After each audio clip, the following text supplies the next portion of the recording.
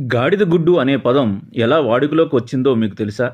తెలియకపోతే మీరు ఈ వీడియో చివరి వరకు చూస్తే ఈ పదం ఎందుకు వాడుకలోకి వచ్చిందో మీకు ఖచ్చితంగా అర్థమవుతుంది. ఎవరైనా మనకు చెప్తున్నది అసత్యమని మనం భావిస్తే గాడిద గుడ్డేమీ కాదు అని అంటాం. అంటే గాడిద గుడ్డు పెట్టడం ఎంత నిజమో ఎదుటివారు చెప్పేది కూడా అంతే నిజమని చెప్పడం అన్నమాట.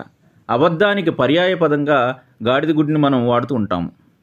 గాడిద గుడ్డు మీద అనేక మూల కథలు సోషల్ మీడియాలో చక్కర్లు కొడుతున్నాయి. పాండిత్యాన్ని నేర్చుకున్న ఒక పండితుడు గాడిది కనిగుడ్లను తీసుకెళ్లి ఒక రాజుగారికి బహుమతి ఇవ్వడం వలన ఈ పదం వాడుకలోకి వచ్చిందనే కథ కూడా ఉంది. ఈ కథ ఆధారంగానే గాడిద గుడ్డు అంటే గాడిద గుడ్డు పెట్టడం కాదు, గాడిది కనుగుడ్లని చెబుతుంటారు. ఇలా ఈ గాడిద గుడ్డు అనే మాట వెనకాల ఉన్న కథ అంటూ ఎవరికి తోచినది వారు చెబుతూ ఉంటారు. అలాంటి కథల్లో నుంచి కొంచెం వాస్తవానికి దగ్గరగా ఉన్న ఒక కథను మీకు ఇప్పుడు చెబుతాను. ఆంగ్లేయులు భారతావనిని పాలించే సమయంలో ఎక్కడైనా పోరాటాలు కానీ, తిరుగుబాట్లు కానీ, విప్లవాలు కానీ సంభవిస్తే భారతీయ రాజుల సహాయంతోనే వాటిని అణిచివేసేవారు.